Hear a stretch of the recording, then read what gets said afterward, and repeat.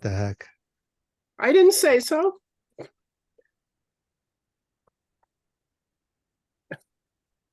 I've been to Romamu.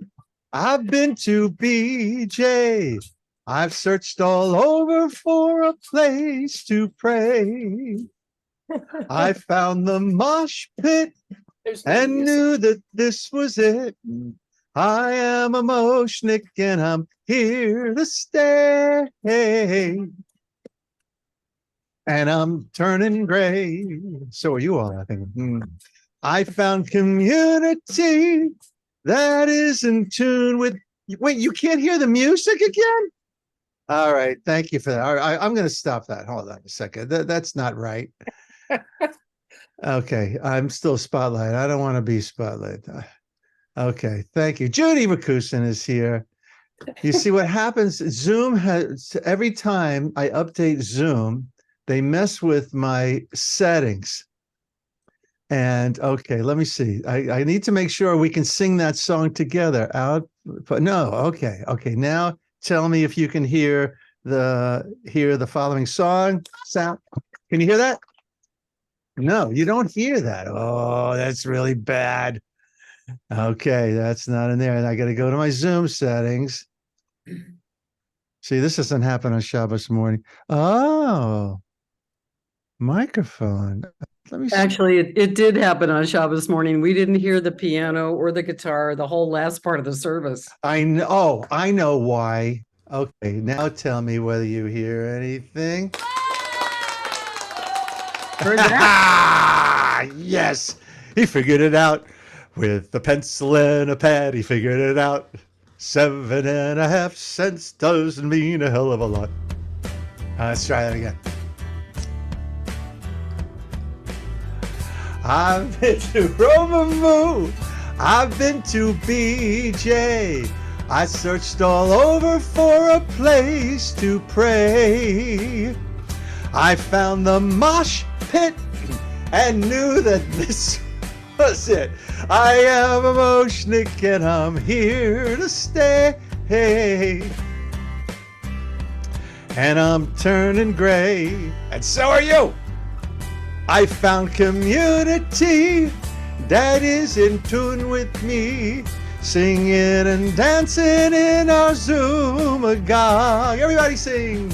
Some contemplation mixed with elation.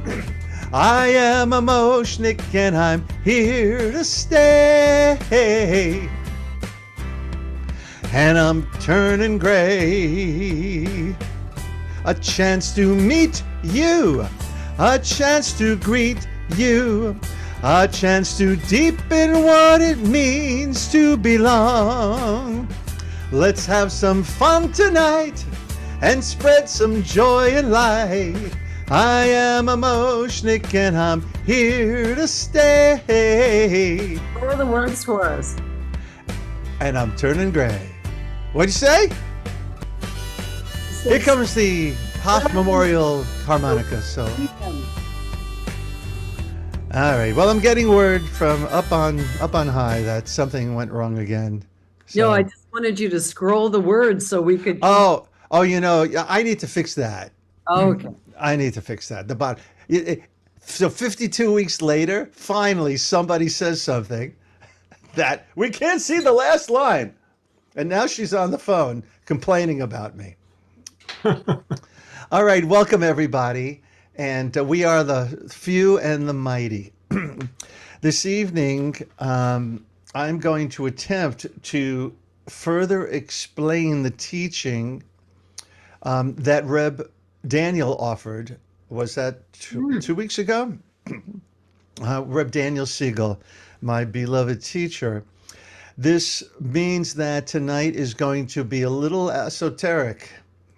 But I'm going to do my best to translate this esoteric text into a text that we can make use of.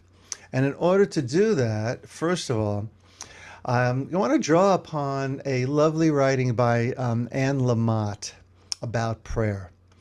So I'm going to bookend this teaching from the Baal Shem Tov and his inner circle. And when we get there, It's going to be from this book.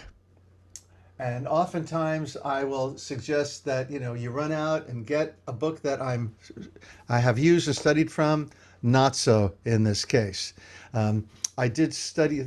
I actually lost my first copy. I was so upset. I was on my bicycle and I had put it on the cage, and when I got home, I didn't have it. And in there were all the notes from a year's worth of Chevruta.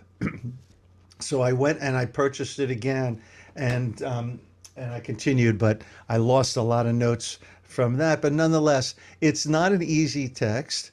All of the Hebrew is on the back, or in the front if you're reading in Hebrew from right to left, and the unpacking of it is on the other side. This book was put together. It's commemorating the 250 yard site of the Baal Shem Tov of the BESHT. By a couple of teachers, one of whom I have studied with, studying esoteric texts, which I found very difficult then and which I still find difficult now.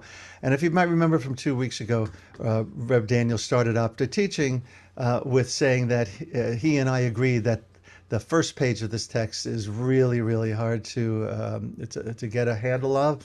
But we're going to go through it slowly. If you have any questions at any time, please either raise your hand virtually or just wave at me, gesticulate at me wildly, and I'll see you. So I'm going to I'm going to share everything with you tonight. And of course, if you need me spotlighted, you can do so yourself. And I have the ability to remove the spotlight, which I'm going to do for myself so I can see you all. Prayer begins with stopping in our tracks, or with our backs against the wall, or when we are going under the waves, or when we are just so sick and tired of being physically sick and tired that we surrender. Or at least we finally stop running away and at long last walk or lurch or crawl toward something. Or maybe miraculously we just release our grip slightly. Prayer is talking to something or anything with which we seek union, even if we are bitter or insane or broken. In fact, these are probably the best possible conditions under which to pray. Prayer is taking a chance that against all odds and past history, we are loved and we are chosen and do not have to get it together before we show up. You get that? The opposite actually may be true. We may not be able to get it together until after we show up in such miserable shape. My belief is that when you're telling the truth, you're close to God. This is really important for each of us personally to know when we're being transparent to our personal God, whatever that means to you. If you say to God,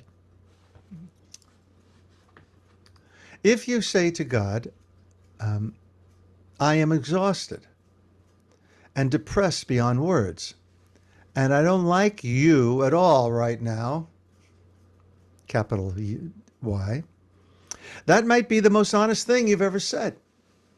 If you told me you had said to God, it is all hopeless and I don't have a clue if you exist, but I could use a hand, it would almost bring tears to my eyes. Tears of pride in you. For the courage it takes to get real, really real. It would make me want to sit next to you at the dinner table.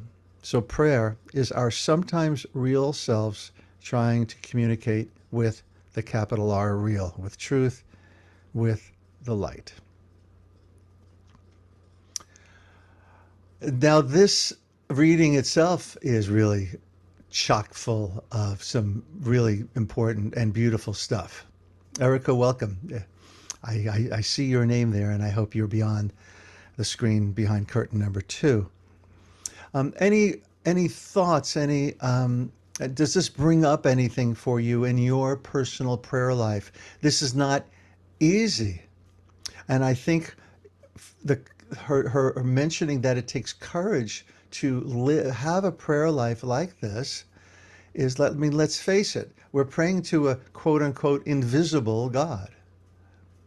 And so what we are praying to becomes a personal theological statement every time we pick up a prayer book, or every time we in Hipdodadut, we pray on our own, and we take the kavanah approach to prayer. So rather than using fixed prayer or a prayer from a text, that we just come before God and we say, this is what's going on.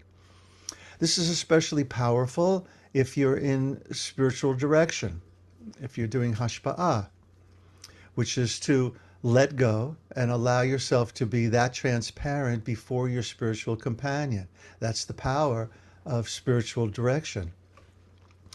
And just to whatever extent we're capable of carrying on that conversation over the course of the hour, which is typically the amount of time that we meet with our spiritual director/companion, is directly, I think, related to how deeply we allow ourselves to be in conversation with.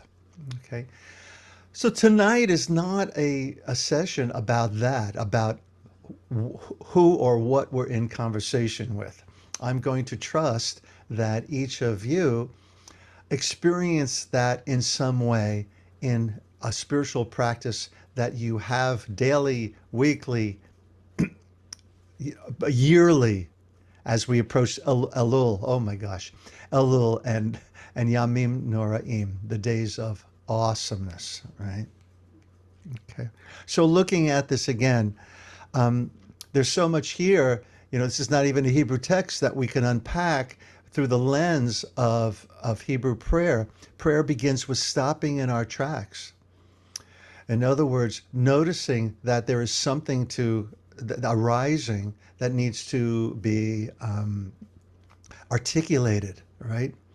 And then she goes through all of these conditions under which we might find ourselves wanting to pray, and coming to divinity in brokenness is perhaps the most powerful place to be when we approach God in prayer. And of course, that is a major theme of Rosh Hashanah Yom Kippur as well. Meira, welcome. All right. There is a text up in my spotlight. Am I still spotlit for you? Okay. I can see you. You're all on a gallery view for me. Devorah. That sounds an awful lot like it's what Hipodidut is as well. Mm-hmm. Yeah. Okay. Right.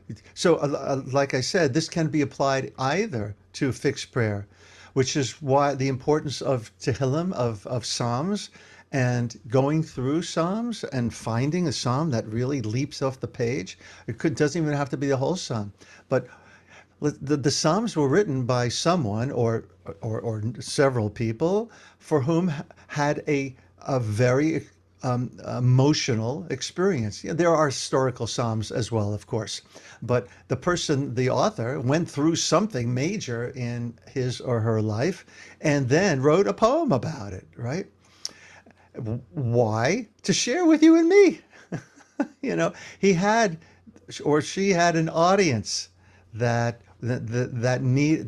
needed to say me too, so that we know we're not so much alone.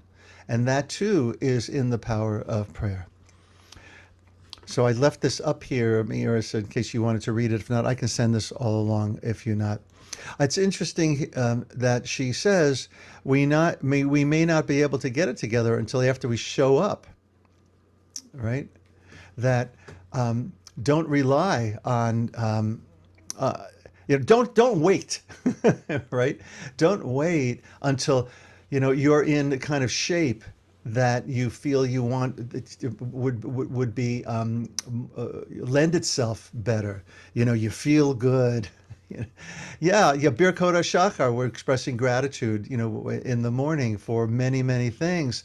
Um, but they're not a complete list of things. Certainly of things that we're grateful for, and then of course for things that we ask for, and the things that we're sorry about. The bakashot and slichot, the different kinds of prayers that there are. Okay. So now, without further ado, if I can get a drum roll here.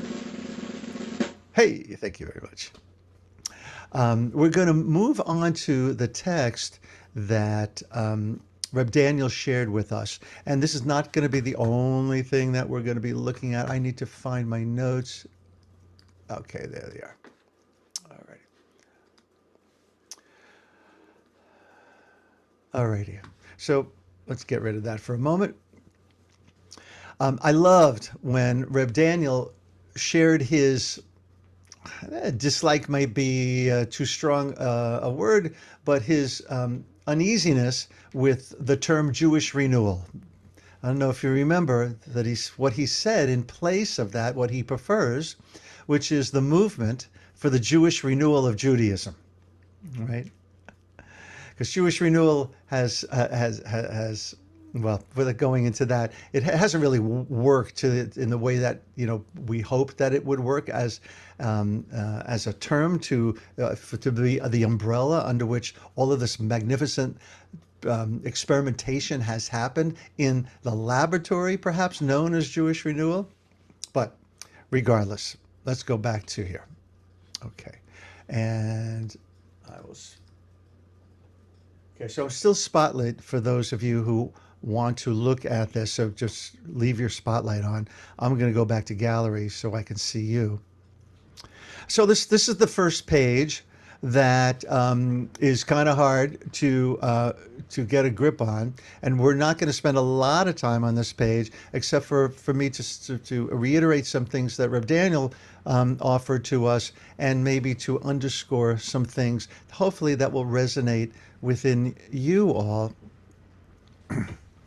So in the third line there, it says, the secret of the olive. Oh, let's go the first. All of the kavanot require that one focus on each letter and word to sweeten the judgment. So he's talking about prayer here. And a matter of fact, this whole book that I showed you before is it's called The Pillar of Prayer. So it's taken from teachings of the BESHT, who of course never wrote by himself, wrote these things down himself, but written down by his circle of students. All the kavanot require that one focus on each letter and word to sweeten the judgment. So what is this offering us? First of all, that we need to pay attention to the words that we say and give each one of them their due. Each letter, of course, has its own power, as we know. According to our great myth, Baruch she'amar v'haya ha'olam, right? The blessed one spoke, and the world came into being. And then, in a beautiful teaching from his grandson, the Degel Machaneh Ephraim, he has a teaching that these letters that came spewing out into existence, into the space that was just waiting, the space that's created when divinity steps back a little bit, that's called Tzimtzum, and leaves room for other. These letters could have come together in any combination or permutation. And as a fact, there's beautiful midrashim about this is not the first world that God created. And there's a great book called Mr. G. You can look it up. I bought a copy for Reb Daniel, who loved it. It's written by a physicist who I don't know anything about his Jewish practice. He happens to be Jewish, but he wrote an extended midrash about Mr. G, which is basically about God, about divinity, and how what is came into existence after much thought and arguing between God and these other characters in the book. So it's worth a read if you're on that kind of playful level of what, how come there is anything? Okay, so the letters, most importantly, have power. They have energies, right? These energies take form, of course, also in the sphirot, um, especially in the seven lower sphirot, which affects us directly in this sphere of existence. He says now, let's get back to the teaching. Oh, no, wait. To sweeten the judgment. So I loved that Reb Daniel understands judgment differently than, this word judgment is harsh, right? We can look at it as deen, right? And by the way, I no longer say Baruch Dayan Ha'emet when I learn of somebody's death. Um, Something always just, I understand why we say it, but there's something like harsh, like feels like a harsh decree for me. And I learned from my friend and teacher, Rabbi Dan Goldblatt, a number of years ago, that he says, Baruch HaRachmana, blessed is the merciful, the compassionate one. Which certainly, it resonates deeply with me when someone has been suffering a lot and that they've been released from their suffering. Um, so to pay attention, to focus on each letter and word, to sweeten the karma is how Reb Daniel unpacked it, as opposed to judgment, right? The karma, in other words, what we're going to schlep with us from lifetime to lifetime. Now, if we are so blessed, we won't have to come back at some point, right? We will have perfected the mission, or as the Blues Brothers like to say, we're on a mission from God. We will have actually accomplished our unique mission in this lifetime, and then we get to be one of the singing angels, or we get to be amidst all of those souls that are swirling around the Kisei Kavod, the holy throne, right? So all of that to say, I like the word karma. It also makes a lot more sense to me. And I can live with that. I can relate to it. I can interact with it easier than I can with the word judgment. The secret of the Aleph is Pele. Now, why? Is because Aleph, spelled, Aleph is a letter, right? We know that. But Aleph is spelled Aleph, Lamed, Pe Sofit, right? It's spelled Aleph, right? You see that? And it's in bold and larger letters. And the secret of it is that backwards it spells Pele, wonder. And of course, Rabbi Abraham Joshua Heschel, Alav Shalom, we're supposed to be living our lives with in wonder, right? In radical amazement. And so he said the secret of the Aleph is wonder. And it is then clothed in the letter Bet, which are two Alephs. So what you multiply one, two, you get two when you take two ones, right? And then so on and so forth. The Gimel is 3 clothings of Aleph until Taf, which is 400. Now that's in Gematria. The letter Taf is 400. But the point that is made here is that the further away we go from the letter Aleph, right? It is distant to the extent that the letter is distant from the Aleph. It is distant from the life force and pleasure of the light, right? Think for a second, maybe we can put this into visual terms. What letter does the Torah begin with? Bet. Yes, the letter Bet, right? Bereshit, bara Elohim, et hashamayim, v'yet haaretz. So the letter Bet, spelled out, means what? Somebody unmute yourself. Just like we just spelled out the letter Aleph, what is the letter Bet spelled out spell? House.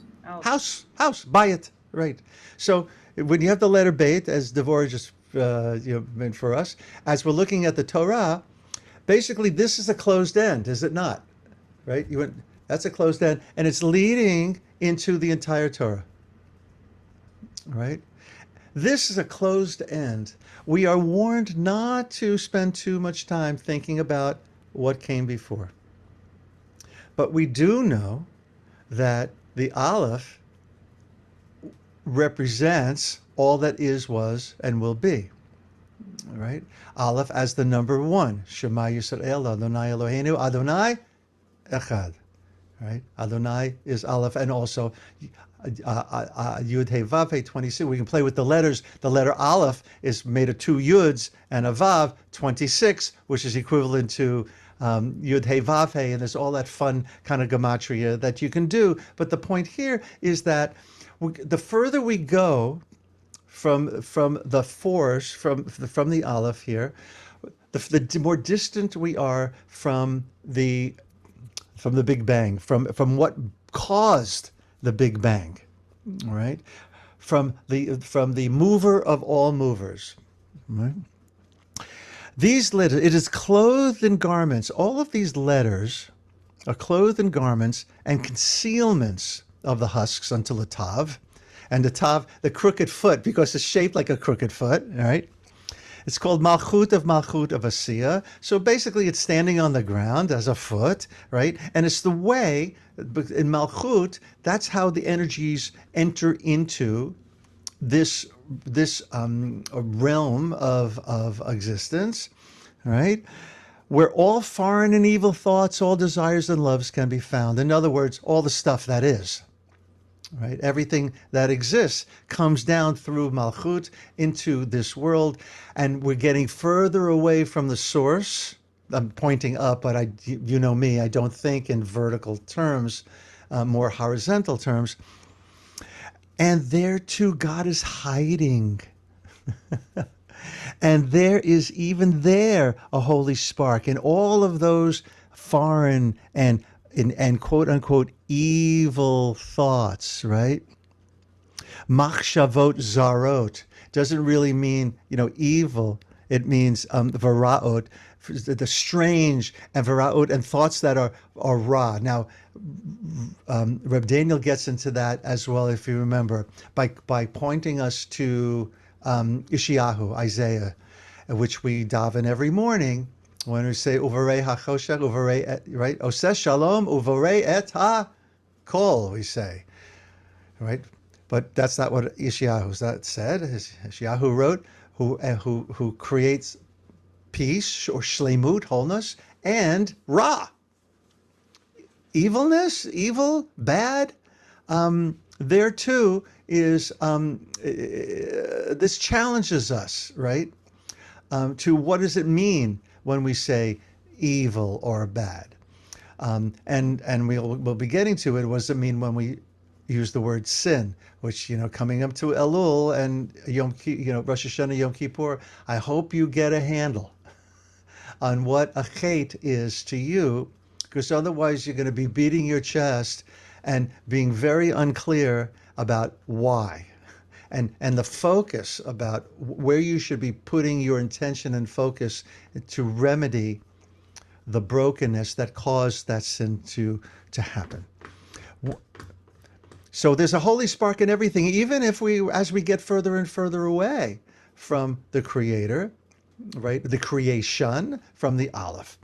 When one pays attention to the exile of the Shekhinah, of course, so there is the split between HaKadosh Baruch Hu and God's divine immanent presence, right? And that's what tikkun is all about, is making the repair in order to make a shidduch. That there should be a marriage between the two, and when there is, the world will be redeemed, and we can all say hi to Hashem, but goodbye to each other, because nothing that we see will exist, because it'll all go up in light. God is hiding in the ugliness and the shards that allow you to feel a great trembling and know and believe there's no movement without the master of the world. Please forgive the gendered language. And the master is there with me, in me, or God is coming there with me. I just want to point to, in the Hebrew, 3 lines from the bottom, Haklipot v'yitared harda gadola. That's great. Harda gadola is a great trembling. If we, I'm sorry, it's cha with a chet. Charda, Gedola. You hear the word charedim in there? That's what charedim means. It's those who tremble before God. The word charad, the chared, is to tremble. So viada viamin ki ein shum tnuah bliti alufo shel olam. There's like nothing. You should know that there's nothing that moves without alufe, without the big kahuna, without the big aleph, right? Of the world. This I love. There's a word. This word tnuah means movement. I love the term for a tnuah, a traffic jam in modern Hebrew is pkak tnuah. It is like a stuck movement, and I was like pkak tnuah. That's the way I remembered it. Alrighty, so that's the first page of that. And now we're going to move into the second page of the teaching that I think is a little less esoteric than this, that we can use in our prayer. That said, if you experience a ratz v'shov in your prayer, Isaiah has this vision of the angels running to and fro, running, ratz, right, v'shov, and returning, right? To me, that speaks of a tension between feeling close to God and feeling distant from God. And we were talking about this meditation today, I think, Devorah, that this is a natural, a natural byproduct of living, right? We feel distance from, we feel close to. We feel distance from friends, family, we feel close to them. This give and take is a total part of being alive and life's experience. So too is it when we're in relationship with divinity. If you think for a second about Psalm 145, Ashrei, right? Ashrei Yoshrei Veitecha, Od Yahalucha, right? That line, happy are those who dwell in your beitecha, in your house, right? That line is speaking to divinity. Psalm 145 oscillates between speaking to and to speaking about, right? We speak to God, we speak about God. I think that's for a reason from the author of the psalm, which is called the psalmist. Which again is that oscillation between talking to, talking about, distance from, closeness to. So this makes its way through a lot of a lot of text. All right, let's move on to the next page. Va'az ya'amod b'nisayon. Then the person will withstand the test. Now, what is the test he's talking about? He's talking about the test of being present, right? This text overall is attempting to help us understand the movement from Pesuke de Zimra throughout the entire service, right? And what the energy is that is offered to us by the authors of the Siddur and where we might be at any one moment. So the test here is, how do we maintain our kavanah? How do we maintain? It's exhausting, right? And there's a lot of distractions, as there are in life. But if you're aware that this is what's going on, right?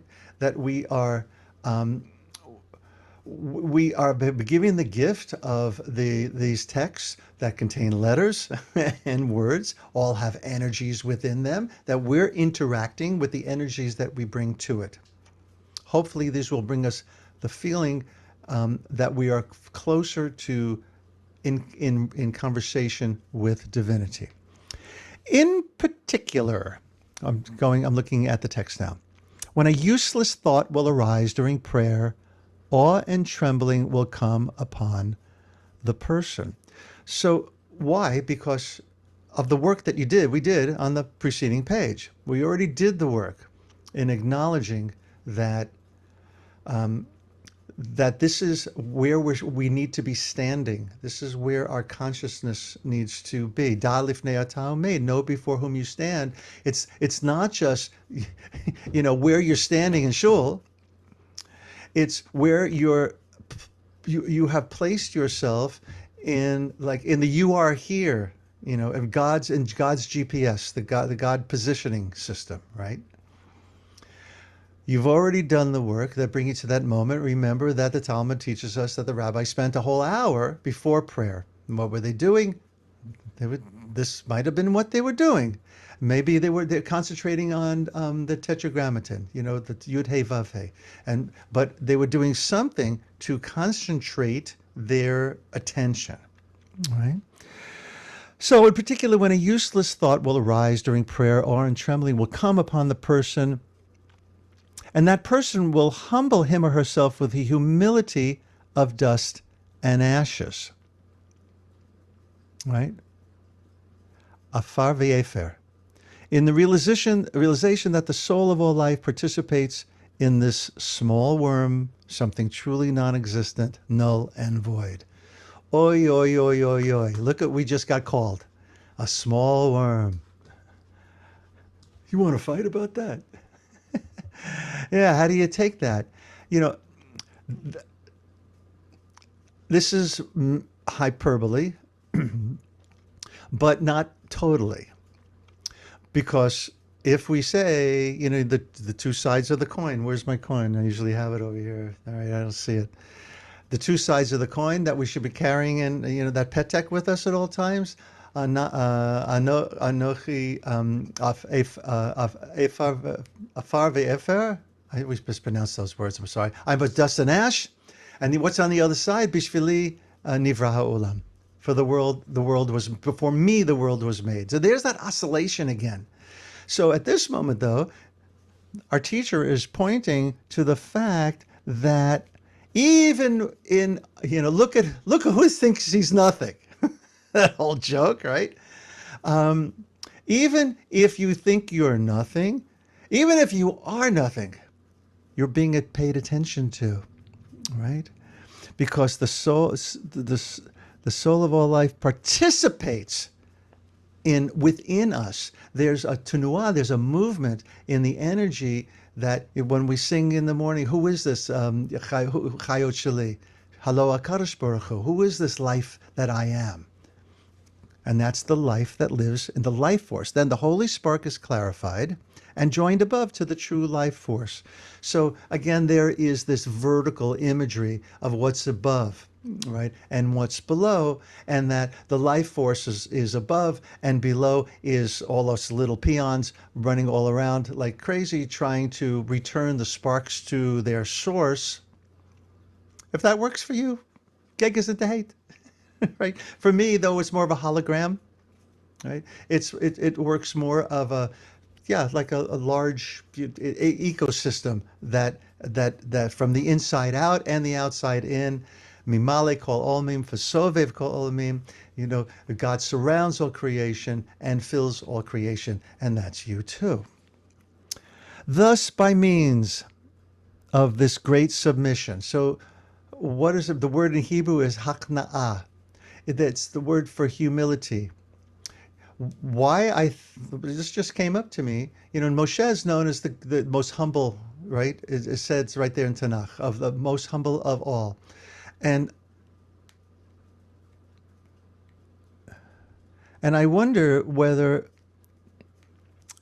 it's his ability to speak, panim el panim, to Yud Hey Vav Hey, with a not a darkened glass, but with a clarified glass. That is directly related to anava, to humility. So we have to come to all of this with a great humility, that we're not much a much, and we're everything at the same time, right? Remember, we have no intermediary like other religious traditions do, right? We don't have to go so and so to the priest to confess our sins. We go right to the source. Thus, by means of this great submission, this hachna'ah, one comes to a separation from above, so the person doesn't fall any lower, and a division is made between good and evil, and the evil falls below into the great depths. That means all of that karmic schmutz, it just like falls into this sea, and it gets, it's like a great, what is it called, water treatment plant. It just all falls off when we approach our God with this amount of submission, humility, and authenticity. And then afterwards comes a sweetening, a mituka, in the light and divine force, and the person tastes of the world to come. And all judgments, all karma are sweetened at its source. Ooh, that's really interesting. So, unamitakin hadinim beshurshan. Everything is sweetened at its root. And where's the root? The root is in its source, and we are connected by roots in heaven. By Tirza Firestone.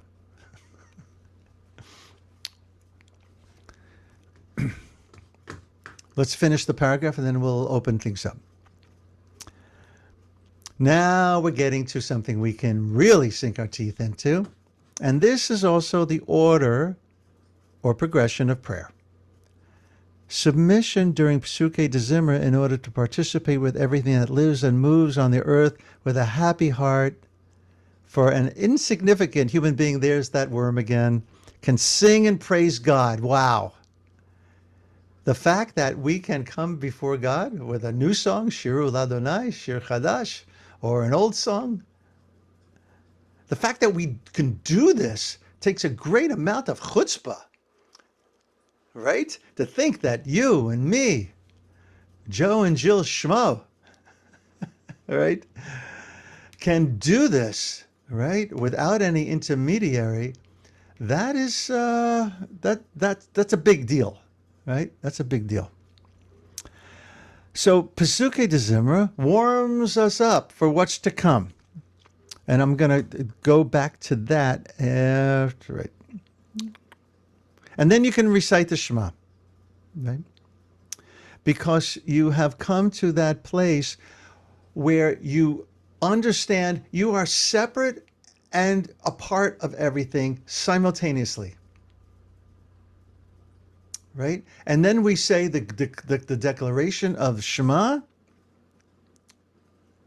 which reminds us that all is one from the Aleph, although we've just taken the journey from Taf, perhaps, at the beginning of services, all the way back to Aleph, right? Which is the direction we're heading in.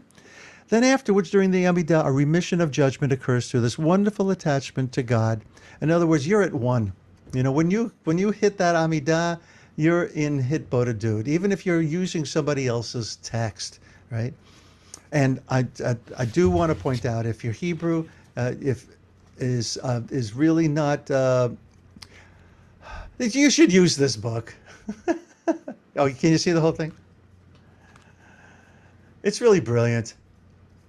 It's Reb Zalman's davening in the vernacular.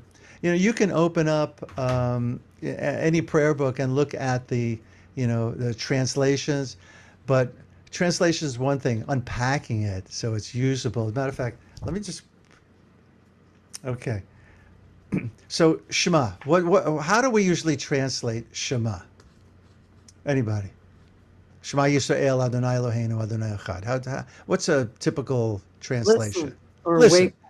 Yeah. Yeah. Listen. Right. Listen. Shema Yisrael. Listen, Israel. Adonai Eloheinu. Adonai Echad. How would you translate that? Come on, there's no wrong answer here. Well, one we all are familiar with is the Lord our God, the Lord is one. Right. Okay. No, So but now. that's not the the Lord original- is our God, it says, if you read it specifically. So here's what Reb That's not the Zalman. original meaning. That's not the original meaning. The original meaning is obey or act in a certain way, O Israel. God said that to Israel, and Israel responded, "The Lord is one." So you're reading the Midrash about when not. Yaakov's sons come to him, right? Is that what you're referring to? No, What? no. The original where that appears is God saying, "Obey, O Israel," and Israel responding positively by saying, uh, uh, "The Lord our God, the Lord is one." Oh, that's interesting. And the Um, Shema is obey, not listen. I It's I I I hearken. I Hearken beg to go ahead. is a better way because hearken has a little bit of listen and a little bit of pay attention. You act accordingly, kind of. Pay attention is different than obey. I actually would beg to differ that there is. I was actually I was looking at something today where it made the point that we're never asked to obey. We're given a set of 613 mitzvot based upon a brit, right? Based upon a deal that is made. And on this Shabbos, I'm going to talk a little bit about those kinds of deals that were made in the old times between the vassal and the sovereign, which there were things laid out that the sovereign says the vassal you have to do, and the vassal would sign on to that by obeying. But that's how our mitzvot are different because we have signed on to them, and there are ramifications in the deal. Shamor Zachor, if you want to say Shamor, guard, maybe that might be closer to obey, but I'm just jamming on Shema. I don't know that within Shema the word obey, but let's put that aside for now. If Gideon, so here's Reb Zalman's unpacking of it. Now, Reb Zalman, listen, Israel. Yah, who is our God, right? So in other words, Adonai Eloheinu, Yah, Yud He Vav He, right? Who is our God. This is the name that we give to our God, right? To our very personal God.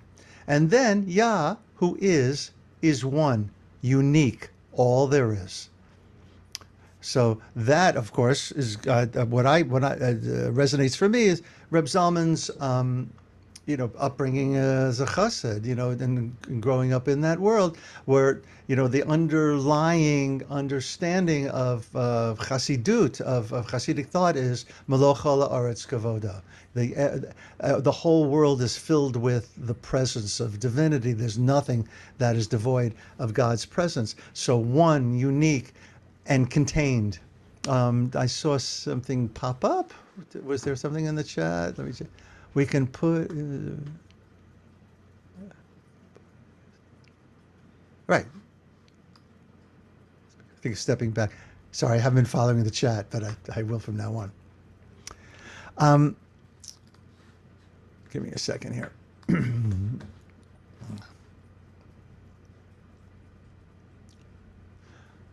Okay. So this is important too, and now I'm drawing from Rabbi Daniel's teaching. This humility, right? This anava.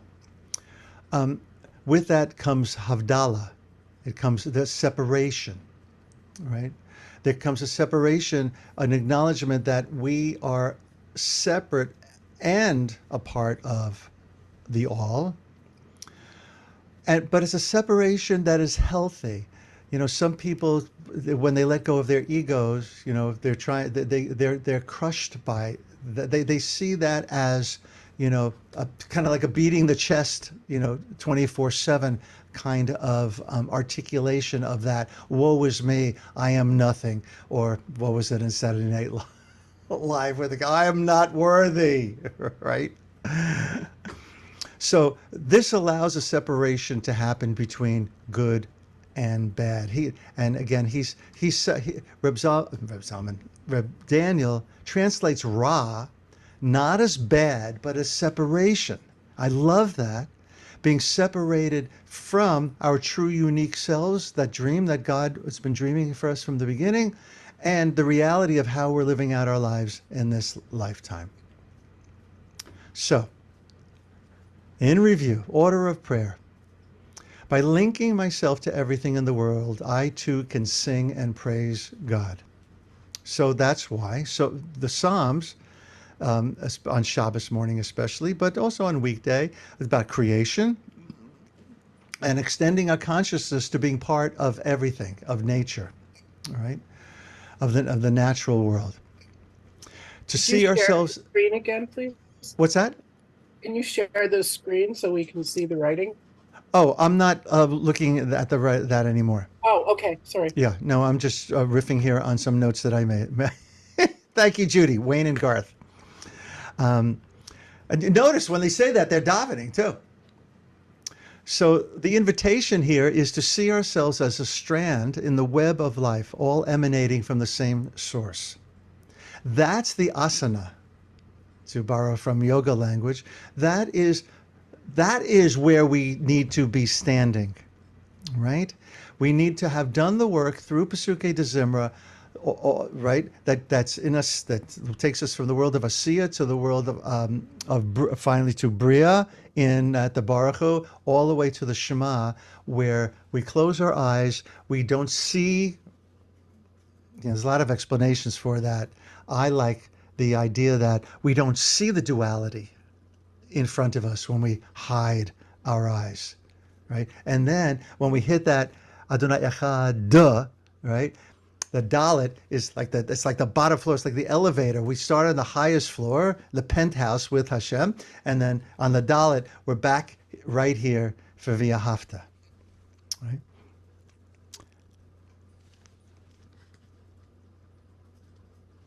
We are not the symphony. We have a role. We are not the conductor. But I made a note. We are being conducted, but we have free will.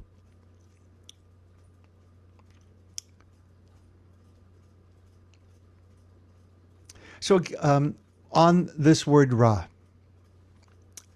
you know Ra in other different ways too. The Yetzer Hara, right?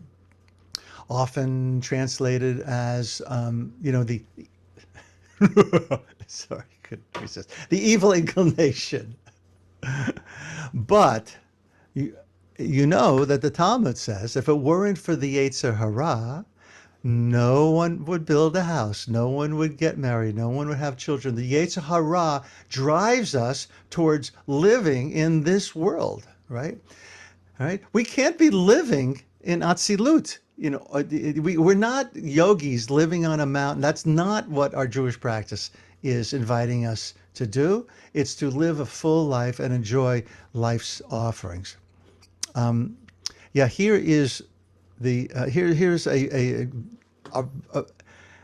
puzzling yet I think a defining teaching in the Talmud in Breshit Rabbah.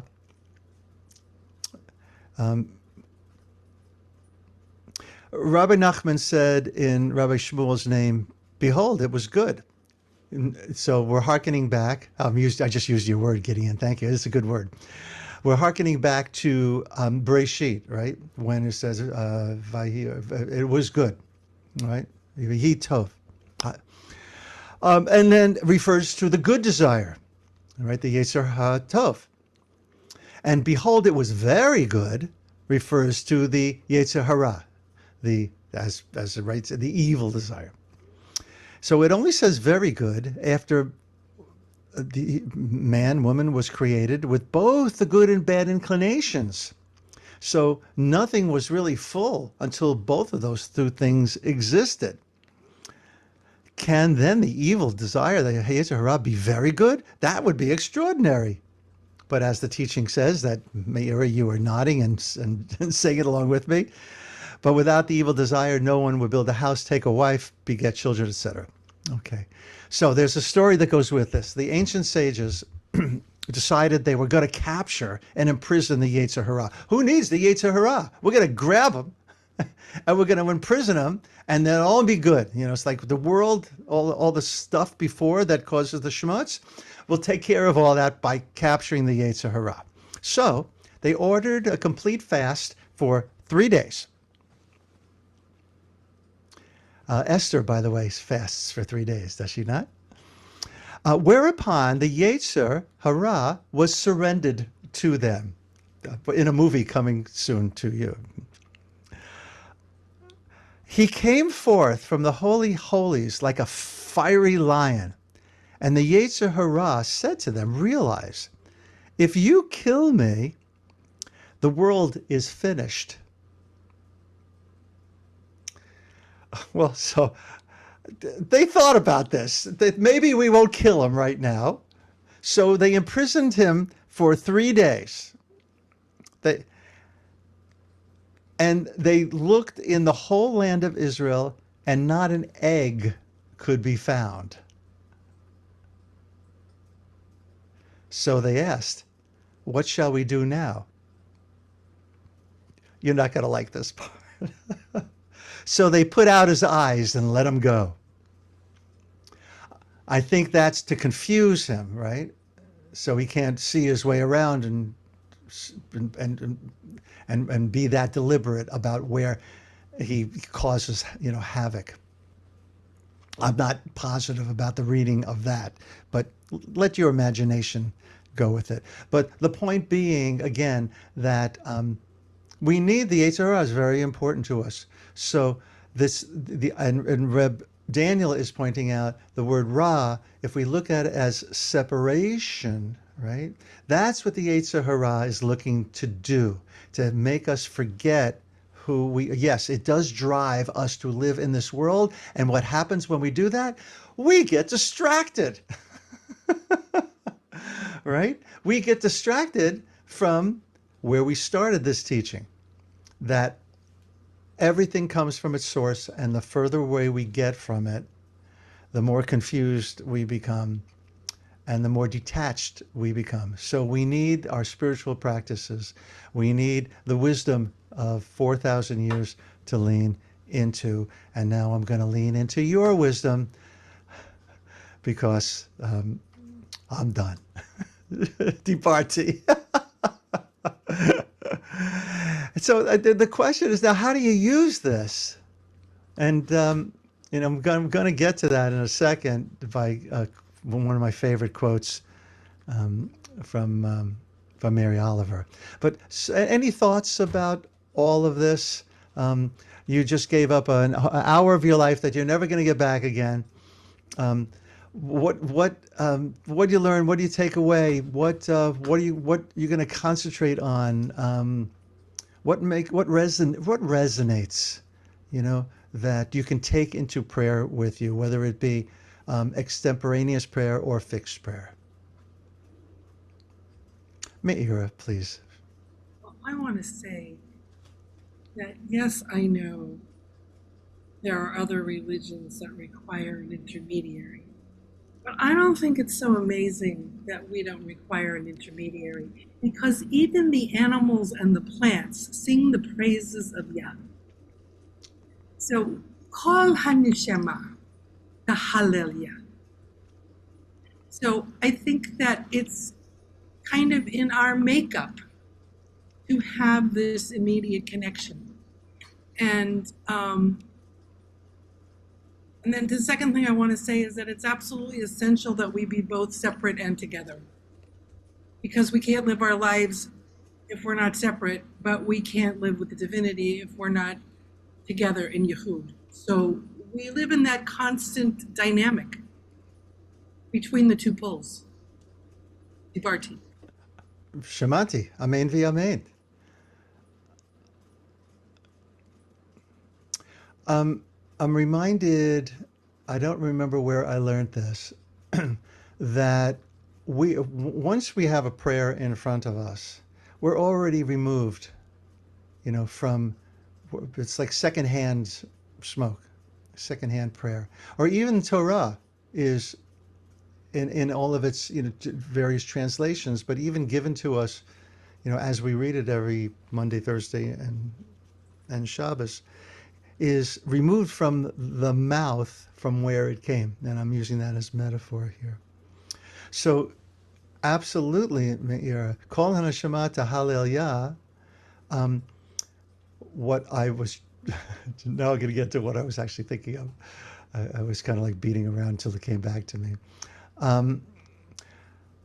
Someone has an experience, what we'll call a mystical experience of yichud and of divine, of a unity, of union, right? Then either that person or that person's followers attempt to find the rituals and or language so that other people can then experience the same. That's where the intermediaries come in, right? Now, Kol Hanashama to Hallelujah is a beautiful example, of pasuk to lift up that, and also Reb Arthur Waskow's lovely teaching that each of our breath, when we breathe, we are giving praise, right? Just by the sound and the way that our breaths emanate, they come out. So absolutely, yes. Devorah, you had something? Yeah, I wanted to go back to early in the discussion where you talked about the how we focus in and step back, and it's hard to stay focused in one place, and we're always moving. And if we think, and there were things in there, I can't remember everything that was said, but it reminds me that we know that atoms are moving. Everything in the universe is moving all the time. So maybe we should be compassionate with ourselves for the fact that we can't or don't stay perfectly focused in what we think we should be doing, because everything is moving all the time. And it's a matter of then being mindful. Maybe the spiritual practice is to be mindful of where we are and checking in frequently to stay on track, but not to be self-deprecating for not staying on track. If I'm hearing you correctly, you're saying it's really difficult as human beings because we're swirling atoms, and which are always in movement. Is that like the whole rest of the universe? Like the entire universe. Yeah. That's right. At the center of that is called the Mamadaka, right? Is that still small voice? Is that stillness, right? Is the still waters, right? I'm trying to think of Psalm 23. Not coming to me right now. So that's where our spiritual practices, just to find the center that we can always fall into the arms of, or just find ourselves in that stillness and then pray from there. Pray from that center, from that place that holds, from the ground of all, sometimes we refer to divinity as the ground of all being. Think of being grounded. How do each of us ground ourselves, right? Without an hour to prepare for prayer, how do we ground ourselves, right? When, when life is happening all around us.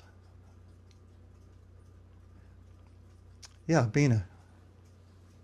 I don't know about you, Mark, but one of the reasons that chant and music has become such a huge connector for me is that I can stay focused when I'm chanting or singing. Yes. So much better than when I'm thinking and sitting, or looking at the Hebrew, and I realize it as this discussion has gone on, how grateful I am for that. Just being ADHD anyway, distractibility is where I live. So having a vehicle where I can stay focused is so important to me. And I think that's why I love it so much, is that I feel instantly connected and tied. Like I just can't let go. I gotta just hang in there. And Yeah. maybe it's a little desperate, but but it works for me. Yeah, so I think that Reb Sheffa Goldwood might say something like the silence following the chant is where in the chant we shake up the snow globe, right? And we pay attention to everything that's going around us, and in doing so we are grounded in the chant. But then in the silence following the chant, that's when everything gets integrated. That's where you have an opportunity for the stillness, for that quiet, for the desert, for the wilderness to be tamed. Yeah, and may I also add, any of the arts will do that, right? Also, we can do it while we're washing the dishes, just by fully, pun intended, immersing ourselves, right, in the activity, in by feeling the sense of the water, splashing against our hands, the temperature of the water, right? The activity itself as being, a holy activity of eating off of clean plates. So there's very little that we actually do that's not that doesn't have the possibility of being infused with holiness. I'm receiving from you this. That's what you get when you're chanting. Is you get an opportunity to live within the holy. It's a holy container that and the world is both is shut out and invited in at the same time. So there again is that push me pull you, to quote Dr. Doolittle, of how this all works. And the And way, sorry, yeah, go ahead. I was just going to conclude with the way it works for me is that the silence allows me to feel God. The song or the chant is me, in prayer, and then the silence is this incredible union for me of God coming to meet me. Yeah. And love it. Just where it really is close. Yeah. I see you, Mira. Yes, yes.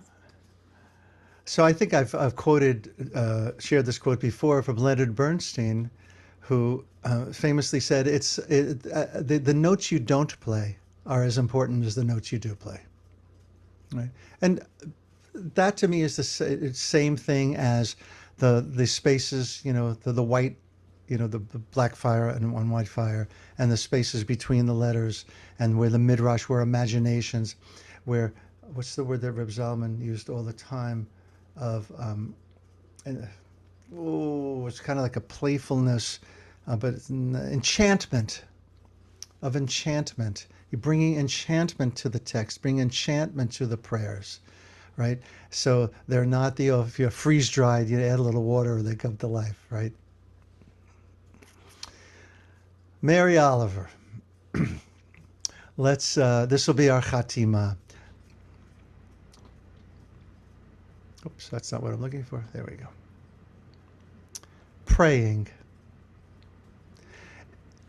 It doesn't have to be the blue iris. It could be weeds in a vacant lot or a few small stones.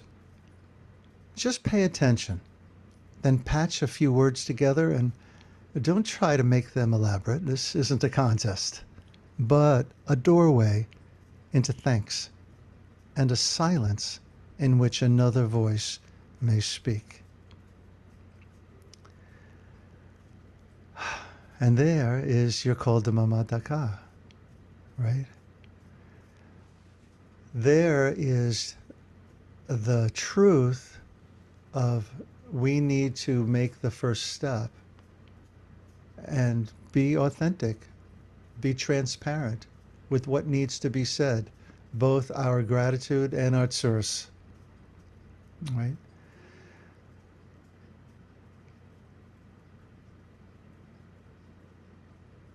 Thank you, my holy friends. We don't have a closing song for Wednesday night. But maybe this is a good time to sing the song that we end every Wednesday meditation with. Give me a second.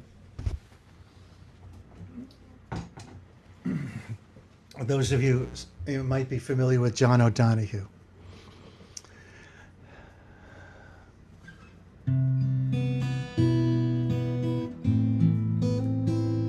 I would love to live like a river flows, carried by the surprise of its own unfolding.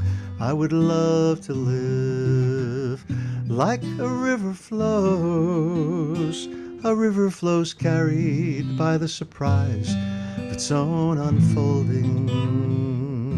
A river flows carried by the surprise of its own unfolding. I would love to live like a river flows, carried by the surprise of its own unfolding.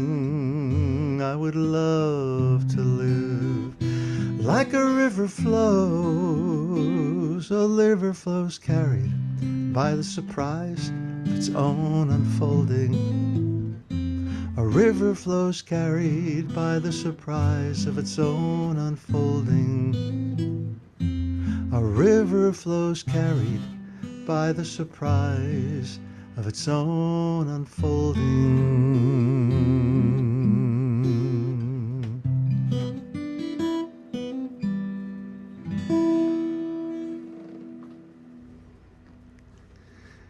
Thank you, everyone. Have a sweet remainder of your evening, and hope to see many, if not all of you, this Shabbos morning. Laila Tov.